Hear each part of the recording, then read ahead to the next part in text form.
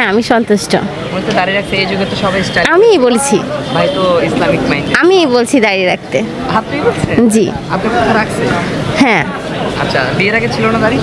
বিয়ের আগে সিম্পল স্টাইলের দাড়ি ছিল, এইভাবে ছিল। বিয়ের আগে বিয়ের আগেও সুন্দর ছিল, কিন্তু এরকম সুন্নতি দাড়ি ছিল না। এখন আর বেশি?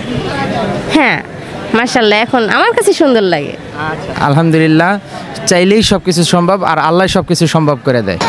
এইটা আসলে দেখা যাইতেছে কি, আপনার ইসলামী শিক্ষায় শিক্ষিত যারা, তারাই মনে করেন ইসলামিক মনোভাবের যারা, তারা মনে করেন চায় না ইসলাম থেকে দূরে থাকতে।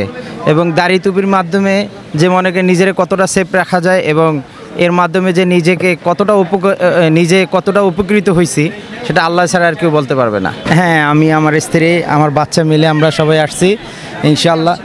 আমরা কেরানীগঞ্জ কদমতলী থেকে আসছি। হ্যাঁ, এত দূর থেকে আসছি, আলহামদুলিল্লাহ। এখানে আইসা অনেক ভালো লাগতেছে, এবং আমি একজন শিল্পী, এখানে আমিও এইখানে অংশগ্রহণ করব ইনশাআল্লাহ। সবাই দোয়া করবেন।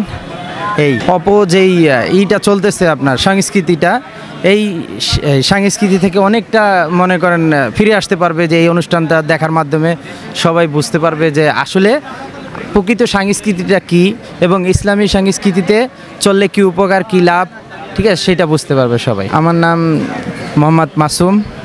আমি পেশায় আপনার ছোট একটা ফার্মেসি আছে আমার। এই ওকে, আল্লাহ হাফেজ, আসসালামু আলাইকুম। সবাই ইসলামের ভিতরে থাকবেন, ইসলামিক সাংস্কৃতিক ভিতরে থাকবেন, তাইলে দেখবেন জীবনটা সুন্দরভাবে গড়তে পারবেন। ওকে, ধন্যবাদ ভাইয়া ভাবির কথায় আপনার দাঁড়িয়ে জন্য।